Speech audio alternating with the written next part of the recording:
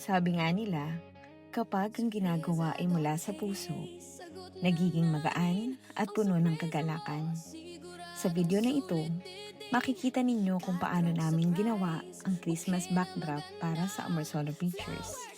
May pagmamahal, tiyaga at dedikasyon, kaya naging maganda ang kinalabasan.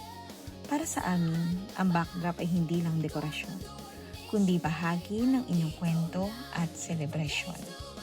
Gawin natin ang bawat okasyon na mas espesyal. Dahil kapag may pagmamahal sa bawat detalye, siguradong maganda ang resulta.